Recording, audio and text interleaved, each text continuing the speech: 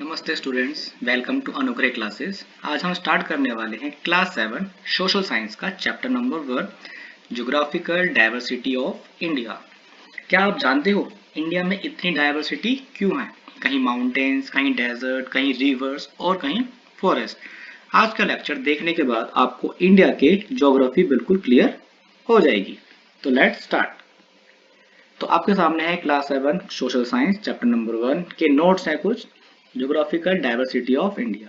तो यहाँ पर आपके पास देखो कंटेंट्स नजर आ रहे होंगे आपके पास कि हमें इस चैप्टर में कौन कौन से कंटेंट्स को पढ़ना है। तो चलिए आगे बढ़ते हैं, स्टार्टिंग करते हैं। देखिए, India unique geography sets it's part from many other countries giving it distinct national characteristics noted bye Shri Aurobindo. अगर हम इसको हिंदी में देखें तो क्या होता है, भारत की अनूठी भौगोलिक का मतलब ऐसा स्ट्रक्चर थोड़ा यूनिक हो जो जैसे जो बिल्कुल ही अलग है बाकी कंट्रीज के अकॉर्डिंग, इसे कई अन्य देशों से अलग करती है और इसे विशिष्ट राष्ट्रीय स्वरूप प्रदान करता है, जैसे कि श्री अरबिंदो ने उल्लेख में किया है। अगर हम बात करें अपने इंडिया की, भारत देश की, तो ये हमारा जो देश है बहुत ज्यादा यूनिक है। आपको देखो पिक्चर्स में नजर आ रहा होगा जोग फॉल्स इन कर्नाटका। अब देखिए कैसे एक एरिया है चारों तरफ और बीच में आके पानी गिर रहा है, तो एक ही बिल्कुल ये अनोखा है, यूनिक है। देखिए next point, from the towering plateaus and majestic waterfalls like Jog falls in Karnataka to its vast and varied landscape. तो कर्नाटक के ऊंचे ऊंचे पठारों और जोग फॉल्स जैसे शानदार झरनों से लेकर इसके विशाल और विविध परिदृश्यों तक, तो आपको जो दृश्य है ये बहुत ही ज्यादा क्या सका है, बिल्कुल यूनिक है। अगर आप देखेंगे तो बिल्कुल ही आपको अलग दिखेगा, सुंदर लगेगा और अच्छा भी लगता है फील करने में। India's geographical diversity shapes not only its natural beauty but also the way people live across the country. Bharat की भौगोलिक विविधता न केवल इसकी प्राकृतिक सुंदरता को आकार देती है बल्कि पूरे देश में लोग के रहन सहन के तरीके को प्रभावित करती है। अब हमारे देश में क्या है, अगर आप अलग अलग एरियाज में जाओगे तो वहां पर लोग रहते अलग तरीके से, वहाँ कल्चर अलग है, बोलने का तरीका अलग है, कपड़े पहनने का तरीका अलग है। तो सेम वहाँ का जो एरिया है, वहाँ का जो स्ट्रक्चर है वो भी कैसे थोड़ा सा अलग मिलता है। जैसे कि अगर हम बात करें नॉर्मली अपने दिल्ली यूपी साइड की, हरियाणा की, तो वहाँ पर आपको थोड़ा बहुत सेम कल्चर मिल जाएगा, थोड़ा बहुत ऊपर नीचे। लेकिन अगर हम जैसे हम राजस्थान में शिफ्ट होते हैं तो वहाँ का एरिया कैसा है, बिल्कुल डेजर्ट वाला एरिया है। ये आपको दिल्ली यूपी हरियाणा में या फिर आसपास किसी भी स्टेट्स के अंदर नहीं दिखेगा। In 1984, when Rakesh Sharma, the first Indian astronaut, was asked how India looked from space, famously replied, "सारे जहां से अच्छा, better than the whole world, capturing the pride and uniqueness of India geography." 1984 में जब भारत के पहले अंतरिक्ष यात्री राकेश शर्मा से पूछा गया कि अंतरिक्ष से भारत कैसा दिखता है, तो उन्होंने मशहूर जवाब दिया, सारे जहां से अच्छा, यानी पूरी दुनिया से बेहतर, जो भारत के भूगोल के गौरव और उसकी अनूठी पहचान को दर्शाता है।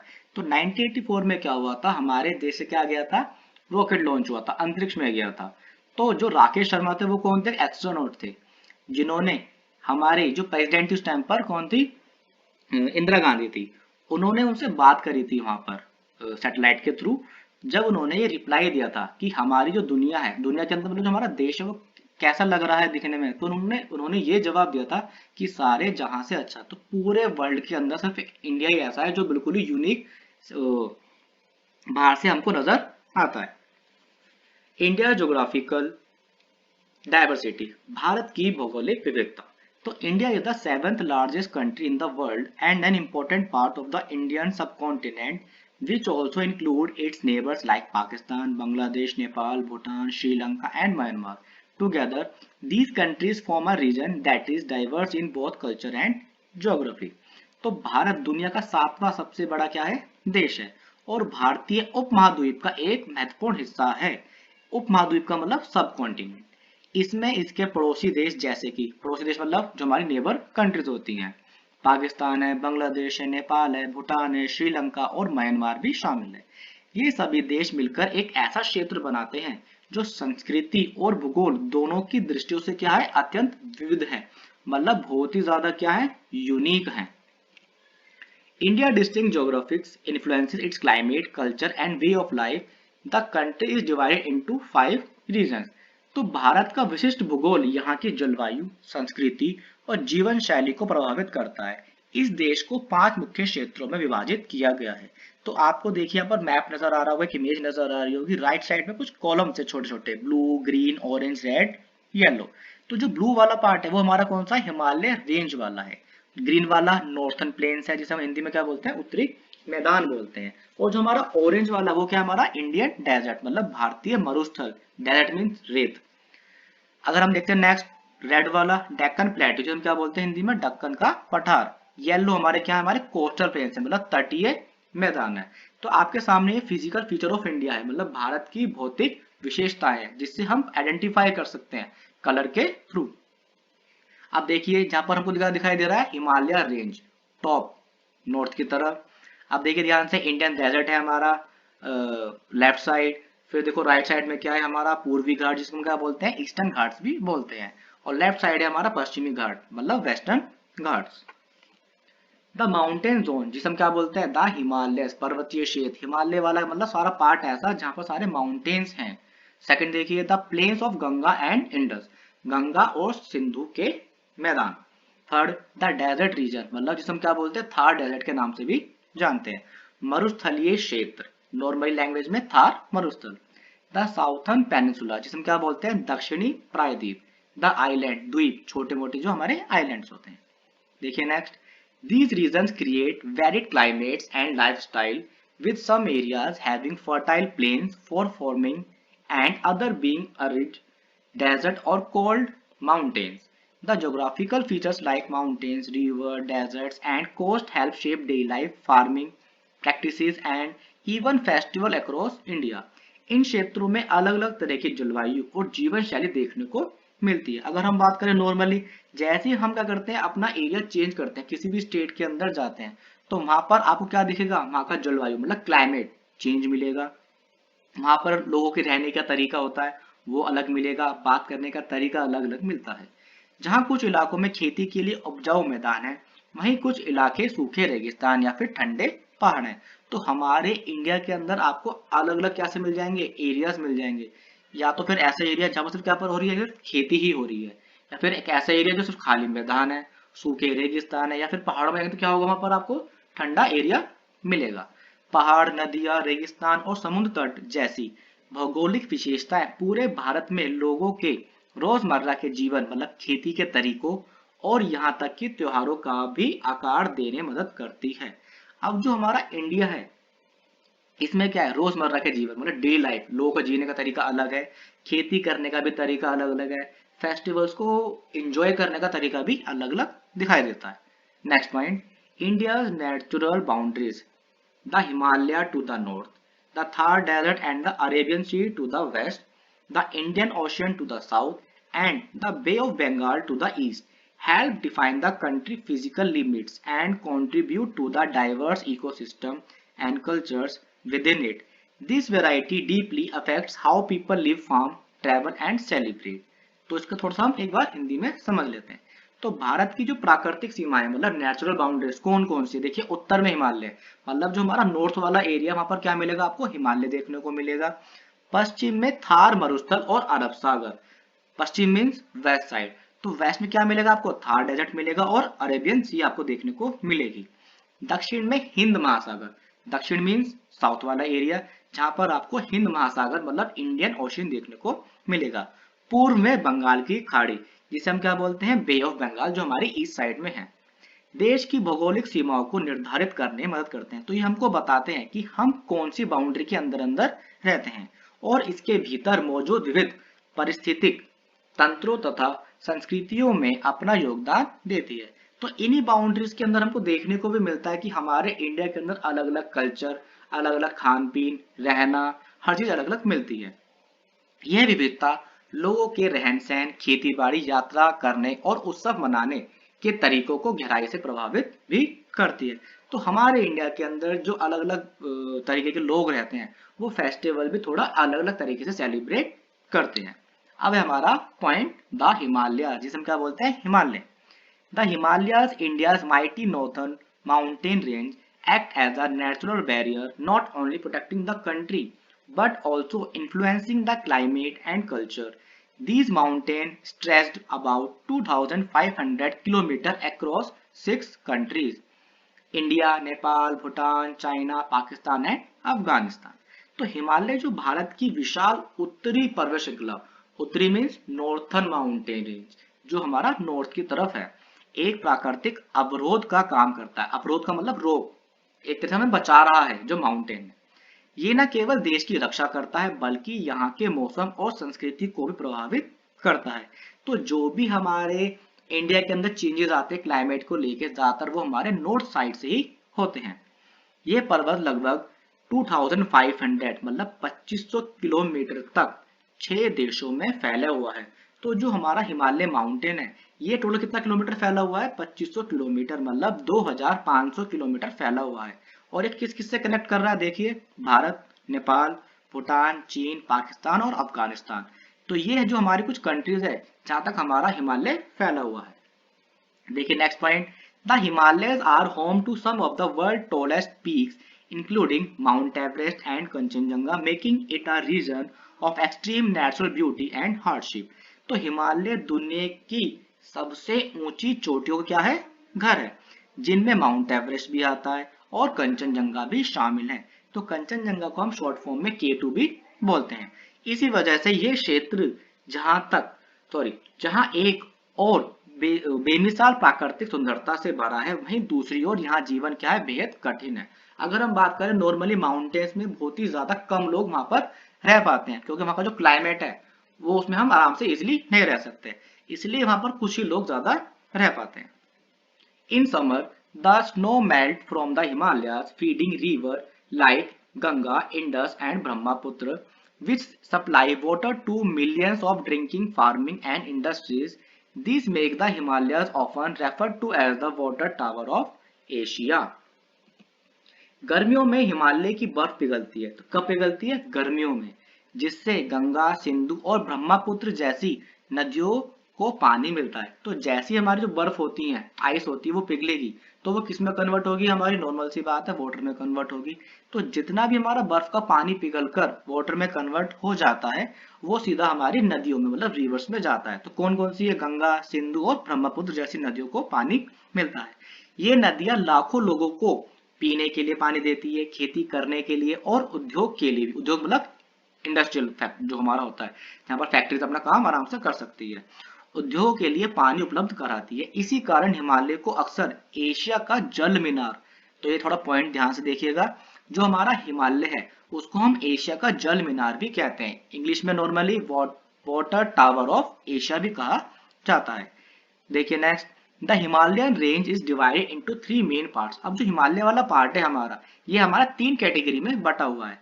फर्स्ट क्या है हमारा? ग्रेट हिमालय, फिर उसके नीचे क्या है हमारा? लेजर हिमालय, और सबसे नीचे वाला क्या है हमारा? शिवालिक्स। हिंदी में देखिए क्या है हमारा? महान हिमालय, जो सबसे टॉप वाला है।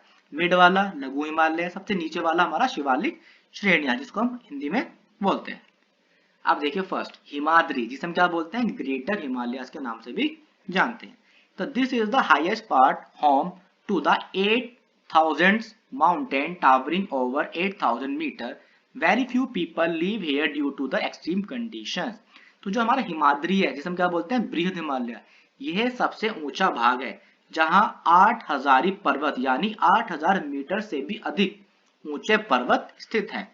यहाँ की अत्यधिक कठोर परिस्थितियों के कारण बहुत कम लोग रहते हैं। अब इतनी हाइट पर जाकर बहुत ही ज्यादा कम लोग रह पाते हैं, क्योंकि वहाँ का जो क्लाइमेट है बहुत ही ज्यादा क्या होता है? ठंडा वाला होता है, तो वहां पर हर कोई इजिली नहीं रह सकता। सेकंड पॉइंट हिमाचल, जिसे हम क्या बोलते हैं? लोअर हिमालयस के नाम से भी जानते हैं। तो known for hill station like Shimla, Darjeeling and Mussoorie, this range has a more moderate climate, rich biodiversity and human habitation. तो हिमाचल को हम निचले हिमालय के नाम से भी जानते हैं, जैसे कि शिमला, दार्जिलिंग और मसूरी जैसे हिल स्टेशनों के लिए मशहूर इस पर्वतमाला में जलवायु अधिक मध्यम होती है। तो एक ऐसा एरिया है जहां पर हम शिमला, दार्जिलिंग, मसूरी, आप सब कभी ना कभी घूमने वहां पर जरूर गए होंगे। तो वो एक ऐसा एरिया है जहां पर आराम से लोग सफर कर सकते हैं, जा सकते हैं, रह सकते हैं, रुक सकते हैं और अपना एंजॉय करके आ सकते हैं। यहाँ समृद्ध जैव विविधता पाई जाती है और यहाँ मानव बसावट भी है। जैव विविधता का मतलब ऐसा एक एरिया जहां पर आपको इजिली सारी चीजें आराम से अवेलेबल हो जाती है और यहाँ पर लोग आराम से रह भी सकते हैं, क्योंकि यहाँ पर ठंड होती तो है लेकिन इतनी ज्यादा क्वांटिटी में नहीं होती जितनी ग्रेटर हिमालयाज में होती है। थर्ड पॉइंट, शिवालिक हिल्स, जिसे हम क्या बोलते हैं, outer Himalayas. The outermost range lower in height and filled with dense forest, it form the transition to the Gangetic plain. तो जो शिवालिक पहाड़ियां हैं जिसे हम क्या बोलते हैं, भारी हिमालय, मतलब आउटर वाला एरिया, यह सबसे भारी पर्वतमाला है जिसकी ऊंचाई कम है और जो घने जंगलों से आच्छादित है। यह गंगा के मैदानों की ओर संक्रमण का कार्य करती है। तो अगर हम बात करते हैं किसकी, भारी हिमालय मतलब आउटर हिमालय की, तो ये सबसे क्या है, भारी वाली एरिया है जहां पर क्या है, माउंटेन्स हैं तो सही लेकिन थोड़ी कम ऊंचाई वाले हैं और यहाँ पर आपको सबसे ज्यादा घने जंगल भी आपको देखने को मिलेंगे। और यहाँ पर कौन सी नदी है, गंगा, तो गंगा के पास वाला जो एरिया मैदान वाला वो भी आपको देखने को मिलेगा, जिसे हम क्या बोलते हैं, गंगेटिक प्लेन्स भी कहते हैं, मतलब गंगा के मैदान। देखिए, don't miss out, important points हैं। The great Himalaya national park in Himachal Pradesh is home to many kinds of plants and animals. तो जो ग्रेट हिमालय है वहां पर क्या है, एक नेशनल पार्क है जो कहाँ पड़ता है, हमारा हिमाचल प्रदेश के अंदर पड़ता है। तो वहां पर क्या है, एक घर है, घर मतलब जंगलों वाला घर, जहाँ पर अलग अलग तरीके के प्लांट्स एनिमल्स आपको आराम से इजिली अवेलेबल हो जाते हैं। तो हिमाचल प्रदेश में स्थित ग्रेट हिमालय नेशनल पार्क कई प्रकार के पौधों और जानवरों का घर है। सेकंड देखिए, it is the world heritage site recognised by UNESCO. अब यह यूनेस्को द्वारा मान्यता प्राप्त एक विश्व धरोहर स्थल है। यूनेस्को अभी आगे मैं बताऊंगा। तो जो यूनेस्को क्या है, हमारा वर्ल्ड का एक ग्रुप है, ऑर्गेनाइजेशन है, जो हर किसी को क्या करता है, रिकॉग्नाइजेशन देता, मान्यता देता है कि कौन से मतलब लेवल पर है। तो यूनेस्को ने किसके बारे में बोला है, ग्रेट हिमालय के बारे में बोला है, क्योंकि वहां पर क्या है, अलग अलग तरीके की प्लांट्स एनिमल आराम से इजी मिल जाते हैं। अब देखिए यूनेस्को, इसकी फुल फॉर्म क्या है, United States Educational Scientific and Cultural Organisation, Hindi में संयुक्त राष्ट्र शैक्षिक वैज्ञानिक और सांस्कृतिक गठन।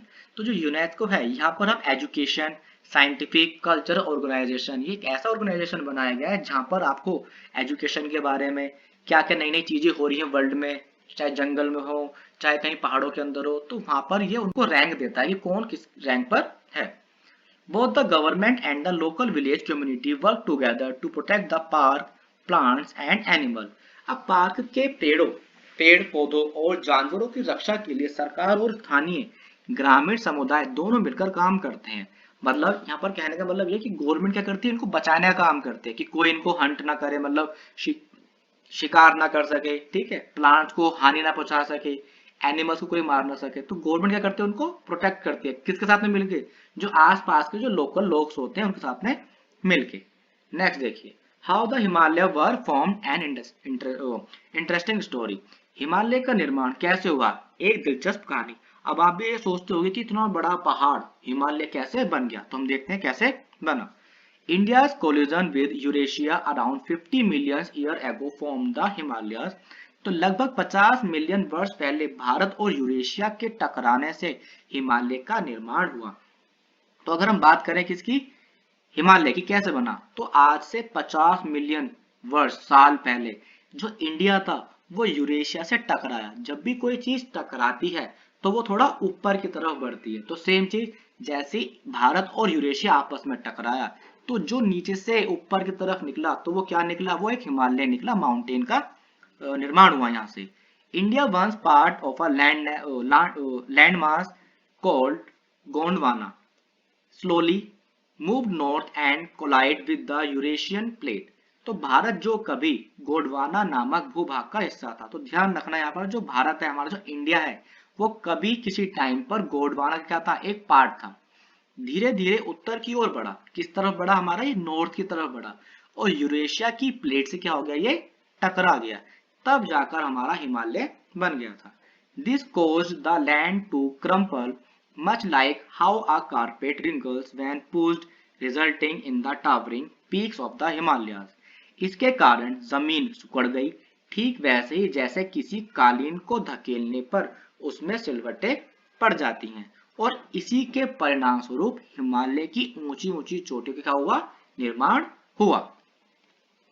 Even today, India is still pushing into Asia, making the mountains grow taller by about 5 mm every आज भी भारत एशिया की ओर आगे बढ़ रहा है। तो आज भी क्या हो रहा है, जो भारत है एशिया वो क्या हो रहा है, थोड़ा आगे की तरफ बढ़ रहा है, जिससे पहाड़ हर साल लगभग 5 मिलीमीटर और ऊंचे होते जा रहे हैं।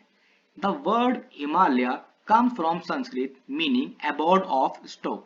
तो जो हिमालय वर्ड है ये कहाँ से निकला, तो ये कहाँ से मिला हमको ये वर्ड, ये है संस्कृत का वर्ड। तो हिमालय शब्द संस्कृत से आया है, जिसका अर्थ क्या है, बर्फ का घर।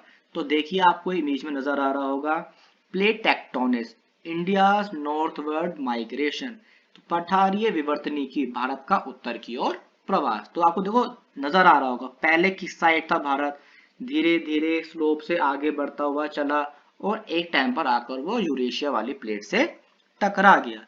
देखिए नीचे से देखिए, ध्यान से आपको दिखा रहा होगा, देखो पहले भारत लैंड मास दिख रहा है, फिर देखिए 71 मिलियन वर्ष पहले, फिर देखिए ऐसे करते करते धीरे धीरे ये ऊपर की तरफ खिसकता हुआ गया और सीधा जाके यूरेशिया प्लेट से टकरा गया। तब जाकर हमारा जो हिमालय माउंटेन है वो बना है। The cold desert of India, Bharat का शीत मरुस्थल, शीत मतलब ठंडा वाला। Ladakh is India cold desert where winter temperature drop below -30 degree Celsius. तो लद्दाख एक ऐसा ठंडा एरिया है जहां पर जो टेम्परेचर है -30 डिग्री भी चला जाता है। तो लद्दाख भारत का ठंडा रेगिस्तान है, जहां सर्दियों में तापमान -30 डिग्री से नीचे चला जाता है। It gets very little rainfall with rocky terrain, deep valley and lake like Pangong, Tiso, a salty lake. यहाँ बहुत कम बारिश होती है, यहाँ का इलाका पथरीला है, गहरी घाटियां हैं और पैंगोंग त्यो जैसी झीलें हैं, जो एक खारे पानी की झील है। तो यहाँ पर एक क्वेश्चन भी निकल के आ सकता है कि नॉर्मली कौन सी लेक है यहाँ पर, तो कौन सी है, पैंगोंग तेसो बोल सकते हैं हम। और ये जो लेक है हमारी, उसका पानी कैसा है, खारा है, मतलब सोल्टी है। The landscape cold moonland look like the moon due to its rugged, eroded rocks formed when India collided with Eurasia. यहाँ के नज़ारे को मूनलैंड कहा जाता है। यह चांद जैसा दिखता है क्योंकि यहाँ की चट्टानें उबड़ खाबड़ हैं और घिसी हुई हैं। ये तब बनी थी जब भारत और यूरेशिया आपस में टकराए थे। तो ध्यान रखना, यहाँ का जो एरिया है जिसको हम मूनलैंड के नाम से भी जानते हैं, और किस वजह से जानते हैं, क्योंकि यहाँ की जो सारी क्या है चट्टानें वो कैसी हैं, ऊपर नीचे उबड़ खाबड़ है, घिसी हुई है, इसी वजह से इसको मूनलैंड भी कहा जाता है। Despite harsh condition, Ladakh has unique wildlife like snow leopards, ibex and Tibetan antelopes. तो यहाँ की कठिन परिस्थितियों के बावजूद लद्दाख में अनोखे वन्यजीव पाए जाते हैं, जैसे कि हिम तेंदुआ, आइबेक्स और तिब्बती मृग। Yaks are vital for the people, used for milk, meat, wool, dung and transport. यहाँ के लोगों के लिए याक बहुत जरूरी है। इनका इस्तेमाल दूध, मांस, ऊन, गोबर और सामान ढोने के लिए किया जाता है। The Ladakhi people live simply and celebrate colorful festival like Losar and Hemis festival. तो लद्दाख के लोग सादा जीवन जीते हैं और लोसर तथा हेमिस उत्सव जैसे रंग बिरंगे त्योहार बनाते हैं। तो ध्यान रखना, लद्दाख के कुछ क्या फेस्टिवल्स जिनका नाम क्या, लोसर और Hemis. The region has Asian monasteries and a unique culture. इस इलाके में कई पुराने मठ हैं और यहाँ की संस्कृति भी बहुत अनोखी है।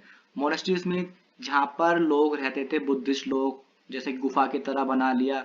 और ये जो मोनास्ट्रीज होती थी वो इसलिए बनाई जाती थी कि जितने भी सारे मॉन्क हुआ करते थे, बुद्धिस्ट मॉन्क हुआ करते थे, जब वो ट्रैवल करते थे, किस चीज के लिए ट्रैवल करते थे, उपदेश देने के लिए अलग अलग जगहों पर, तो वो उनके लिए मोनास्ट्रीज बनाई जाती थी। द गैंगेटिक प्लेन्स, गंगा के मैदान। As we move southward from the Himalayas, we come to the Gangetic Plain, a large flat area that is highly fertile and ideal for agriculture. These plains are nourished by rivers like the Ganga, Indus and Brahmaputra. जैसे जैसे हम हिमालय से दक्षिण की ओर बढ़े, दक्षिण मतलब south की तरफ बढ़े, हम गंगा के मैदानों में पहुंचते हैं। एक विशाल और समतल जैसे जो अत्यंत उपजाऊ हैं और कृषि के लिए आदर्श हैं।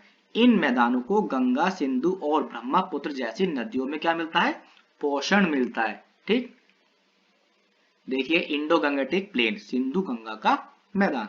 तो आपको नजर आ रहा होगा इसका पार्ट कुछ पाकिस्तान में भी है, इंडिया में भी है, और इंडिया से नेपाल की तरफ और बांग्लादेश की तरफ जाता हुआ आपको नजर आ रहा होगा। जहां जहां ग्रीन ग्रीन पार्ट है सारा क्या है हमारा इंडो गंगेटिक प्लेन है, मतलब सिंधु गंगा का मैदान है। The Gangetic plane also called the northern plains lie south of the Himalayas and are very fertile। तो गंगा के मैदान जिन्हें उत्तरी मैदान भी कहा जाता है हिमालय के दक्षिण में स्थित है और बहुत उपजाऊ है। They are wanted by rivers like the Ganga, Indus and Brahmaputra which carry minerals from the Himalaya making the soil ideal for agriculture। तो इनकी सिंचाई गंगा, सिंधु और ब्रह्मपुत्र जैसी नदियों द्वारा की जाती है जो हिमालय के खनिज बाहर निकालती है। खनिज का मतलब जो उसके अंदर सारी हमारी मतलब मिनरल्स हैं, छोटे मोटे जो मिनरल्स होते हैं, ठीक है। देखिए जैसे कि सिल्वर हो गया, गोल्ड हो गया, सब निकाले जाते हैं जिससे मिट्टी खेती के लिए आदर्श बन जाती है। A large part of India's population lives here growing crops like rice and wheat trade for thousands of years। Bharat की आबादी का एक बड़ा हिस्सा यहाँ रहता है जो चावल और गेहूं जैसी फसलें उगाता है। यहाँ हजारों वर्षों से व्यापार होता आ रहा है। Rivers are named after goddesses like Ganga, Yamuna and Kaveri, but Brahmaputra means son of Brahma and grows bigger in summer due to melting Himalaya snow। तो नदियों के नाम गंगा, यमुना और कावेरी जैसी देवियों के नाम पर रखे जाते हैं, लेकिन ब्रह्मपुत्र का अर्थ क्या है? ब्रह्मा का पुत्र। और हिमालय की बर्फ पिघलने के कारण गर्मियों में यह और विशाल हो जाती है। The plains are home to wildlife like the grey langur, tiger, जिसे क्या बोलते हैं? Protected by Project Tiger, the Indian घड़ियाल, a reptile on the verge of extinction। मैदानी इलाके ग्रे लंगूर बाघ जिसे प्रोजेक्ट टाइगर के तहत संरक्षण प्राप्त है, और भारतीय घड़ियाल जो कि विलुप्त होने की कगार पर मौजूद एक सरीसृप है जैसे वन्य जीवों घर। तो जो भारतीय घड़ियाल है ये धीरे धीरे क्या हो रहा है? ये कम हो रहा है, बहुत ही कम ही क्वांटिटी इनकी आज के टाइम पर हमारे देश में बची है। The peacock India's national bird is also found here. तो पीकॉक कौन है? हमारे देश का क्या है? राष्ट्रीय पक्षी भी माना जाता है। तो भारत का राष्ट्रीय पक्षी मोर भी यहाँ पर पाया जाता है। द ग्रेट इंडियन डेजर्ट और थार डेजर्ट, महान भारतीय मरुस्थल या फिर थार मरुस्थल। The Thar desert is a vast rich region in western Indian covering Rajasthan, Gujarat, Punjab and Haryana. Thar मरुस्थल पश्चिमी भारत का एक विशाल शुष्क क्षेत्र है जो राजस्थान, गुजरात, पंजाब और हरियाणा तक फैला हुआ है। जो थार डेजर्ट है ये कितने स्टेट से कनेक्टेड है हमारे? ये राजस्थान से भी कनेक्ट है, हमारे गुजरात से भी कनेक्ट है, पंजाब भी है और हरियाणा भी है। तो जो रेड वाला पार्ट है आपको नजर आ रहा होगा मैप के अंदर, जहां पर हमारा क्या है, तो आपको जो ये रेड वाला पार्ट दिख रहा है ये सब क्या है? हमारा थार डेजर्ट है, मतलब थार मरुस्थल है। It has golden sand dunes, rugged terrain, and a wide open sky with dunes rising up to 150 meters by wind। यहाँ सुनहरे रेत के टीले, उबड़ खाबड़ इलाका और एक विशाल खुला आसमान है जिसमें हवा से बने रेत के टीले 150 मीटर तक ऊंचे उठते हैं। तो एक ऐसा एरिया है जहाँ पर क्या होता है, जो रेत होता है, सैंड होती है, वो 150 मीटर तक उड़ती रहती है, ऊंची उठती है। Daytime temperature are very high and nights are cold with little water available। अब जहाँ पर दिन का जो तापमान होता है वो बहुत ज्यादा हो जाता है और रात क्या होता है, थोड़ा ठंडा हो जाता है, और यहाँ पर जो पानी की क्वांटिटी है वो क्या थोड़ी सी कम है। People have adapted with special food, clothing and lifestyle like using camels for transport seen at events like the Pushkar मेला। लोगों ने विशेष भोजन, पहनावे और जीवन शैली को अपना लिया है जैसे कि परिवहन के लिए ऊंटों का उपयोग करना, जो पुष्कर मेले जैसे आयोजनों में देखने को मिलता है। Jaisalmer, the golden city has a UNESCO world heritage site the Jaisalmer fort. तो जैसलमेर जिसे गोल्डन सिटी कहा जाता है में एक यूनेस्को विश्व धरोहर स्थल जैसलमेर किला स्थित है। तो ध्यान रखना जो हमारी गोल्डन सिटी है कौन सी है? जैसलमेर। तो यहाँ पर एक क्या है? किला है, फोर्ट है, जिसको यूनेस्को ने क्या बोला है? एक वर्ल्ड हेरिटेज साइट के नाम से भी रिकॉग्नाइज किया गया है। Water is scarce, so women travel long distance to fetch it, and vessels are clean with sand to save water. पानी की कमी है इसलिए औरतें पानी लाने के लिए लंबी दूरी तय करती हैं और पानी बचाने के लिए बर्तनों को रेत से साफ किया जाता है। Rain water harvesting system like टाका और कुंड स्टोर वाटर फॉर ड्रिंकिंग। तो टाका या कुंड जैसी वर्षा जल संचयन प्रणालियां पीने के लिए पानी जमा करती है।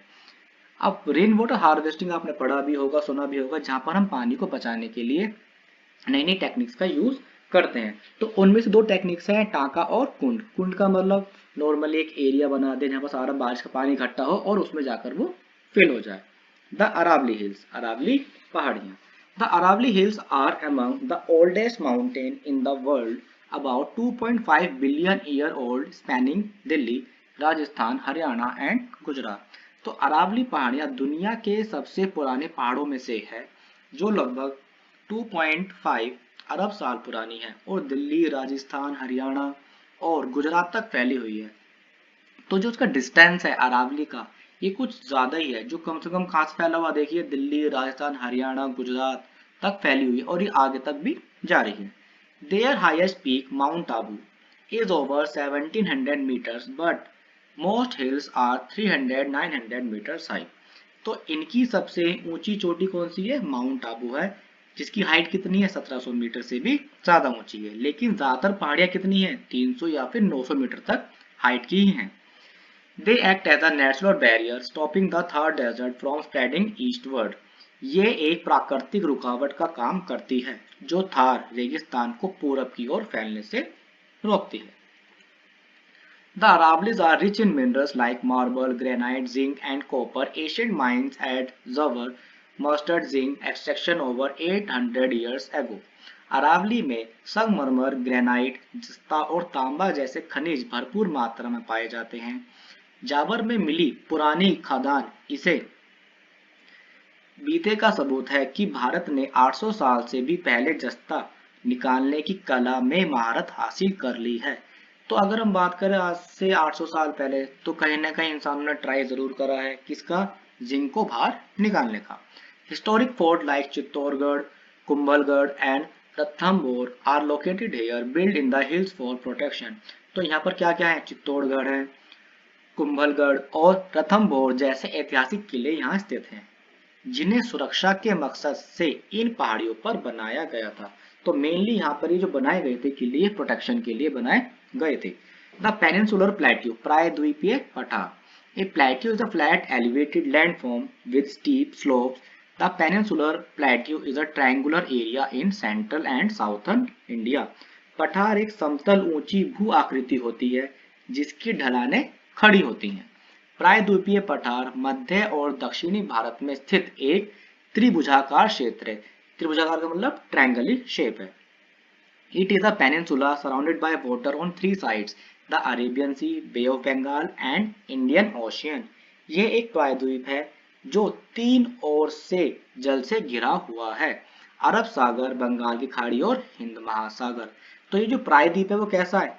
थ्री साइड से पानी से घिरा हुआ है। एक साइड क्या है? हमारा अरब सागर है, एक साइड क्या है? हमारी बंगाल की खाड़ी है और थर्ड साइड क्या है? हमारा हिंद महासागर है। It is bordered by the Western Ghats, taller with waterfalls, and Eastern Ghats, lower broken hills. इसके किनारों पर पश्चिमी घाट ऊंचे जिनमें झरने हैं और पूर्वी घाट कम ऊंचे टूटी फूटी पहाड़ियां स्थित हैं। The Deccan Plateau lies between these ranges, a vast flat highland. इन पर्वतमालाओं के बीच दक्कन का पठार स्थित है जो एक विशाल और समतल ऊंचा भूभाग है। River like Godavari, Krishna, Kaveri, Narmada and Tapti flows across it, supporting farming, industries and hydroelectric power. तो गोदावरी, कृष्णा, कावेरी, नर्मदा और ताप्ती जैसी नदियां इस पठार से होकर बहती हैं। पठार से होकर बहती का मतलब है इससे टच करके जाती हैं, जो खेती बाड़ी, उद्योग और जल विद्युत उत्पादन में सहायक है। जल विद्युत का मतलब जहां से इलेक्ट्रिसिटी बनाई जा रही है पानी से, उत्पादन में सहायक है। The plateau tilts eastward, so most rivers flow toward the Bay of Bengal except Narmada and Tapti which flow to the Arabian Sea. यह पठार पूर्व की ओर झुका हुआ है, इसलिए नर्मदा और ताप्ती को छोड़कर जो अरब सागर में गिरती है, बाकी सभी नदियां बंगाल की खाड़ी की ओर बहती है। It is rich in minerals, forest and fertile land, vital of India's economy. यह पठार खनिजों, वनों और उपजाऊ भूमि से समृद्ध है, जो भारत की अर्थव्यवस्था के लिए अत्यंत क्या है, महत्वपूर्ण है। तो यहाँ से जितने भी मिनरल्स निकलते हैं वनों से या फिर जमीनों से, फॉरेस्ट से, तो ये किसमें पार्टिसिपेट कर रही है, ये हमारी इंडिया की इकोनॉमी में पार्टिसिपेट करती है। Dense forests are home to tribal communities like Santhal, Gond, Baiga, Bhel and Korku who had traditional tie to nature। यहाँ के घने जंगल संथाल, गोंड, बैगा, भील और कोरकू जैसे आदिवासी समुदायों का घर है, जिनकी अपनी अनूठी परंपराएं प्रकृति से जुड़ी हुई हैं। तो यहाँ पर क्या है, कुछ समुदाय के लोग रहते हैं जैसे कि गोंड, संथाल, बैगा, भील, कोरकू, ये आदिवासी समुदाय हैं जिनकी कुछ परंपराएं हैं, किससे रिलेटेड है, ये जंगलों से related. Waterfalls on the plateaus like those at पेरिकन्याल attract tourist and support hydro electronic power. इस पठार पर स्थित झरने जैसे कि पेरिया कनाल के झरने पर्यटकों को आकर्षित करते हैं और जल विद्युत उत्पादन में भी सहायक है। तो जो वाटरफॉल है यहाँ पर पेरी कैनाल के पास में, तो यहाँ पर क्या, यहाँ पर टूरिस्ट भी आते हैं, घूमने आते हैं, देखते हैं कि कैसे यहाँ पर इलेक्ट्रिसिटी बनाई जाती है, और वो ये भी देखने आते हैं कि यहाँ पर कैसे झरने गिर रहे हैं। The western Ghat are a UNESCO world heritage site with rich biodiversity including the lion-tailed macaw and insectivorous plant। पश्चिमी घाट एक क्या है, यूनेस्को विश्व धरोहर स्थल है। तो आप देखिए बार बार यहाँ पर यूनेस्को का नाम आ रहा है, क्योंकि यूनेस्को उन्हीं को ही रजिस्टर करती है जो बिल्कुल यूनिक चीजें होती हैं, जहाँ समृद्ध जैव विविधता पाई जाती है, मतलब अलग अलग चीज पाई जाती है। इसमें लायन, डेल्ट, मैकाक और कीट भक्षी पौधे भी शामिल हैं। तो यहाँ पर अलग अलग तरीके के होते हैं, एनिमल्स भी है, और यहाँ पर कुछ प्लांट्स भी पाए जाते हैं। India's amazing coastline, भारत के अद्भुत समुद्र तट। India's coastline is over 7,500 kilometre long with beaches, rocky cliffs, forest and coral reefs। तो भारत की तट रेखा 7,500 किलोमीटर से भी ज्यादा लंबी है, जिसमें समुद्र तट हैं, चट्टान पहाड़ियां हैं, जंगल और फिर कोरल रीफ शामिल हैं। आपको नजर आएगी भारत के तटीय मैदान। लेफ्ट साइड देखिए आपको दिख रहा है, आपको east coastal planes, right side दिखेगा आपको वेस्ट कोस्टल प्लेन। अब ईस्ट और वेस्ट में थोड़ा सा फर्क देख लेना, क्योंकि जब हम स्क्रीन पर देख रहे होते हैं तो हमारा राइट होता है और लेफ्ट होता है, लेकिन ये अपोजिट होते हैं इंडिया के अकॉर्डिंग, ठीक है। Delta and triangular landform formed when river deposit sediment eight their mouth making the land fertile. तो डेल्टा त्रिकोणीय भू आकृति है जो तब बनती है जब नदियां अपने मुहाने पर गाद जमा करती है, जिससे जमीन उपजाऊ बन जाती है। त्रिकोण का मतलब फिर वही ट्रायंगुलर शेप है, तीनों साइड क्या है, पानी है। जब भी पानी टकराता है तो वो क्या करता है, अपने साथ जो सैंड मिट्टी होती है वो तट के पास लेके जाता है, जिससे आसपास का एरिया है वो क्या बन जाता है, उपजाऊ बन जाता है, फर्टाइल बन जाता है खेती बाड़ी के लिए। The west coast of India, मतलब कहाँ से हमारा ये, गुजरात टू केरला, भारत का पश्चिमी तट जिसे गुजरात से केरल तक का बोला गया है। The rivers from the western Ghats from estuaries with the Narmada and Tapti being the largest. पश्चिमी घाट से निकलने वाली नदियां एक्चुअली मुहाने बनाती है, जिनमें नर्मदा और ताप्ती सबसे बड़ी हैं। तो ध्यान रखिएगा, जो वेस्टर्न घाट से जो नदियां हैं मेन बड़ी बड़ी, वो कौन सी है, नर्मदा और ताप्ती है। It has port and cities like Mumbai, India financial centre, active for thousand of year. यहाँ मुंबई जैसे बंदरगाह और शहर हैं जो भारत का वित्तीय केंद्र और जो हजारों वर्षों से सक्रिय है। अगर हम बात करें किसकी, मुंबई की, तो सबको पता है मुंबई क्या है, हमारी फिल्म सिटी के नाम से भी जानी जाती है।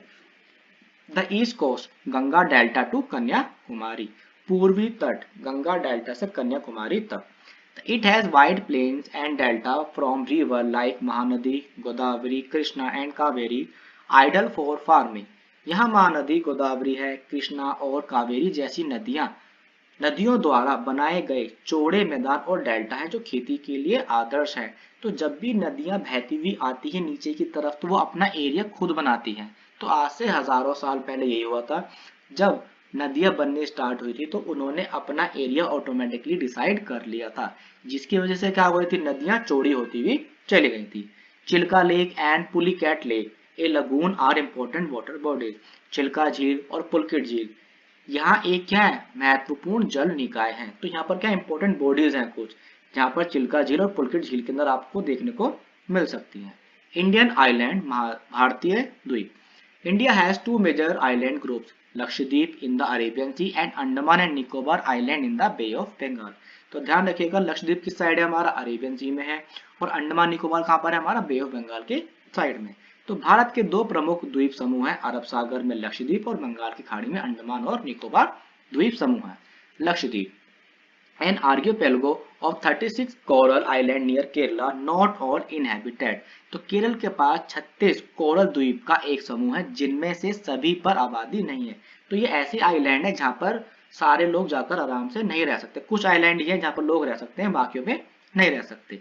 Supporting fishing and environmental protection, मत्स्य पालन मतलब फिशिंग करना, और पर्यावरण संरक्षण को बढ़ावा देते हैं। तो यहाँ पर जो लोग हैं वो क्या करते हैं, मछलियों को पालते हैं या फिर मछलियों का बिजनेस भी करते हैं, और साथ ही हमारे पर्यावरण मतलब एनवायरनमेंट को बचाते भी हैं।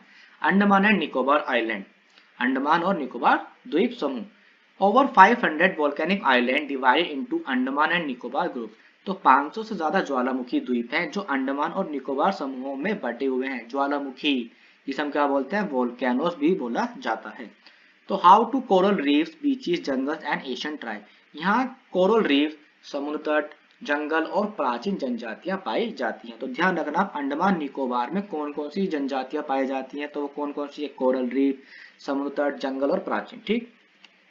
बैरन island has India's only active volcano which sometime erupt. तो बैरन द्वीप पर भारत का एकमात्र सक्रिय ज्वालामुखी है। ध्यान रखना कौन सा आइलैंड, बैरन आइलैंड, हिंदी में बैरन द्वीप बोलते हैं। तो ये क्या है, एक एक्टिव ज्वालामुखी, सक्रिय है, जो कभी कभी फटता रहता है। Their location is technically important with the naval dock nearby। तो उनकी स्थिति रणनीति रूप से महत्वपूर्ण है क्योंकि पास में ही एक क्या है, नौसैनिक गोदी स्थित है, नवल डॉक जिसे हम बोलते हैं।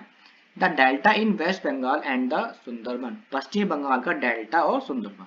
The Sundarban is in the delta of the Ganga Brahmaputra and their tributaries split between India and Bangladesh. तो सुंदरबन गंगा, ब्रह्मपुत्र और उनकी सहायक नदियों के डेल्टा में स्थित है, जो भारत और बांग्लादेश के बीच में बटा हुआ है।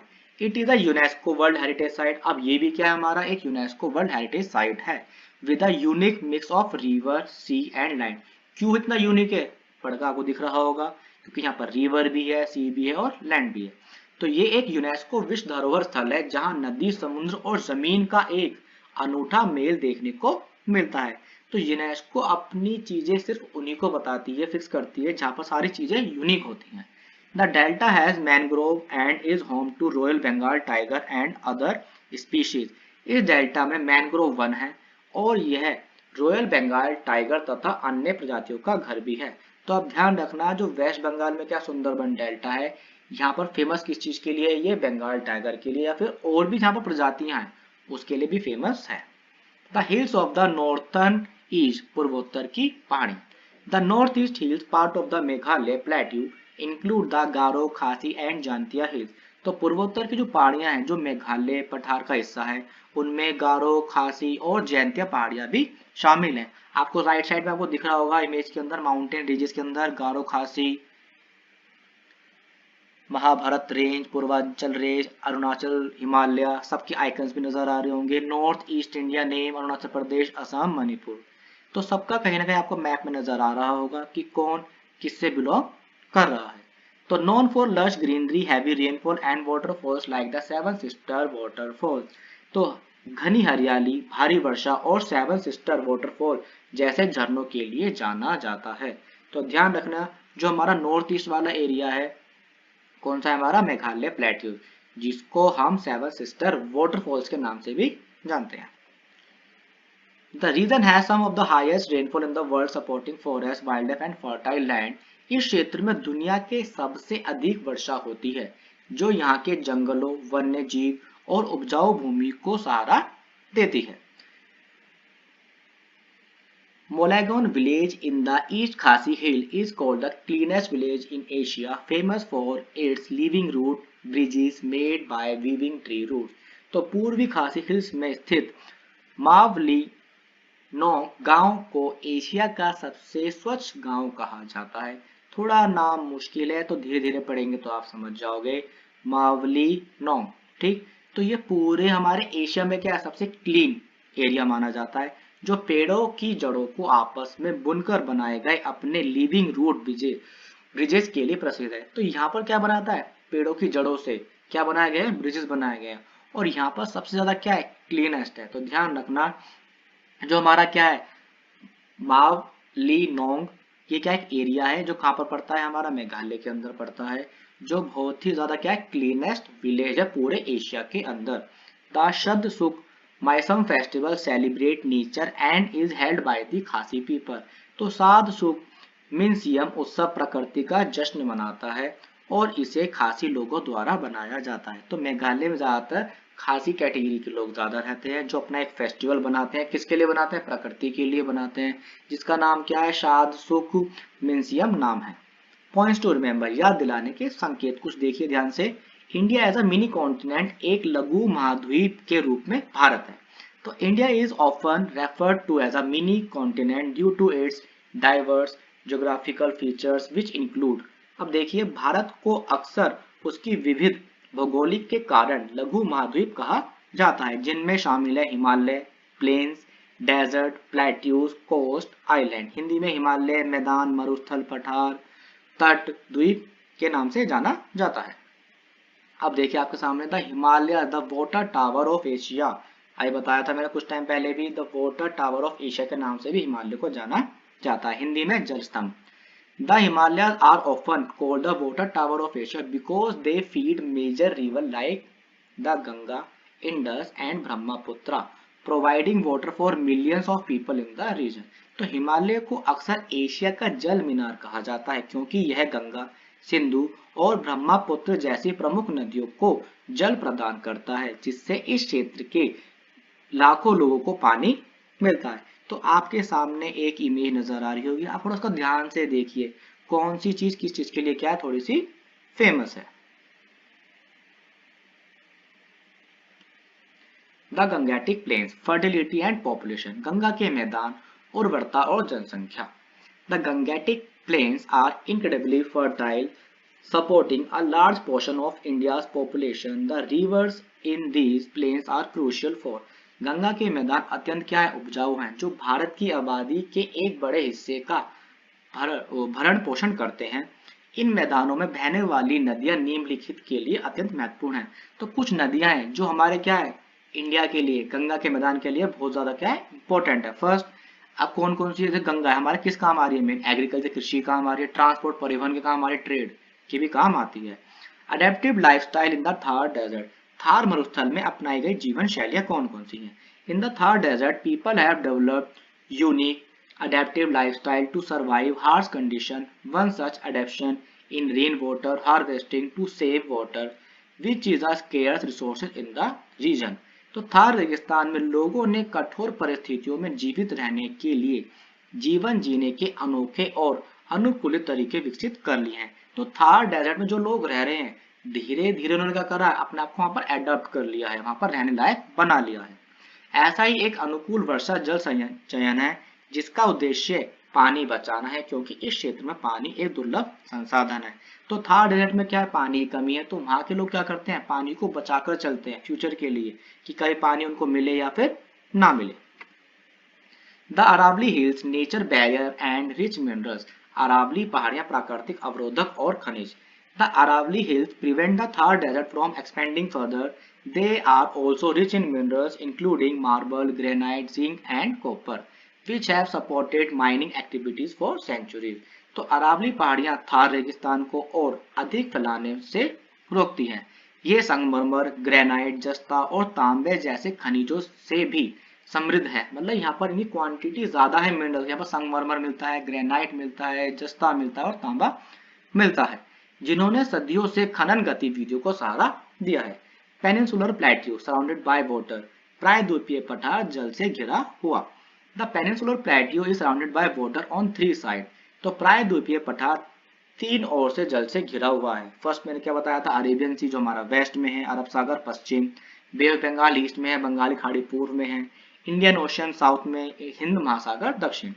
It is bordered by the western Ghats and eastern Ghats and the rivers flowing through the region support farming and hydroelectric power generation.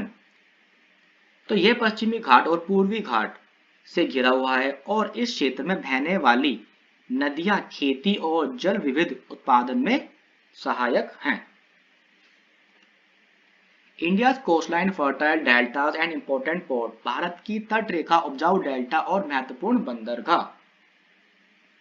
तो India's coastline stretching over 7,500 km is dotted with fertile deltas and important ports which are crucial for trade and economic activities. तो भारत की 7,500 kilometre से अधिक लंबी तटरेखा उपजाऊ delta है और महत्वपूर्ण बंदरगाह से भरी हुई है जो व्यापार और अधिक गतिविधियों से अत्यंत महत्वपूर्ण भी है। लक्षद्वीप और Andaman and Nicobar island unique wild life and coral reefs. Lakshadweep और अंडमान और निकोबार द्वीप समूह अनोखे वन्यजीव और coral reef. Lakshadweep, a coral island group located near Kerala, known for its marine regions and environmental protection effort. तो लक्षद्वीप केरल के निकट स्थित एक क्या है? प्रवाल द्वीप समूह जो अपने समुद्री संसाधनों और पर्यावरण संरक्षण के प्रयासों के लिए जाना जाता है। Andaman and Nicobar, famous for their unique wildlife, coral reefs, and volcanic activity. These islands are an important part of Indian biodiversity. Andaman और निकोबार द्वीप समूह अपनी अनोखी वन्य जीवों, प्रवाल भित्तियों और ज्वालामुखी गतिविधियों के लिए प्रसिद्ध। ये द्वीप भारत को जैव विविधता का एक महत्वपूर्ण हिस्सा भी है। द सुंदरबन बताया था यूनेस्को वर्ल्ड हेरिटेज की साइट के अंदर आता है ये। The Sundarban are a UNESCO World Heritage Site known for their mangrove and the Royal Bengal tiger. This unique delta region located in the lower Ganga Brahmaputra delta, it is a biodiversity hotspot. तो सुंदरबन एक UNESCO विश्व धरोहर स्थल है जो अपने mangrove और royal Bengal tiger के लिए जाना जाता है। गंगा ब्रह्मपुत्र डेल्टा से निचले हिस्से में स्थित ये अनोखा डेल्टा क्षेत्र जैव विविधता का एक हॉटस्पॉट भी है। The northern hills heavy rainfall and living root bridges, पूर्वोत्तर की पहाड़ियां भारी वर्षा और जीवित जड़ पुल। The northern east hills of India part of the Meghalaya plateau experience some of the highest rainfall in the world. Bharat की पूर्वोत्तर पहाड़ियां जो मेघालय पठार का हिस्सा हैं दुनिया में सबसे अधिक वर्षा वाले क्षेत्रों में से एक है। The region is also known for its living root bridges, a unique feature created by weaving trees roots over time. तो ये क्षेत्र अपने लिविंग रूट ब्रिजेस, अरे बताया था मैंने, जीवित जड़ों से बने पुल, मतलब ये क्या करते हैं, पेड़ों की जड़ हो गई, बेल हो गई, उनसे ब्रिजेस बनाते हैं, के लिए भी जाना जाता है। एक अनोखी विशेषता जो समय के साथ पेड़ों की जड़ों को आपस में बुनकर तैयार की जाती है। डिफिकल्ट वर्ड्स देख लीजिए, कुछ कठिन शब्द हैं जैसे subcontinent, A large part of a continent like India and its neighbor. उपमहाद्वीप, किसी महाद्वीप का एक बड़ा हिस्सा जैसे भारत और उसके पड़ोसी देश।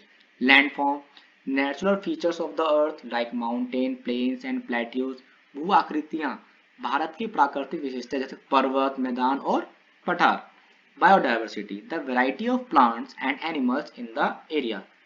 जैव विविधता, किसी क्षेत्र में पौधों और जीवों की विविधता बायोडाइवर्सिटी कहलाती है।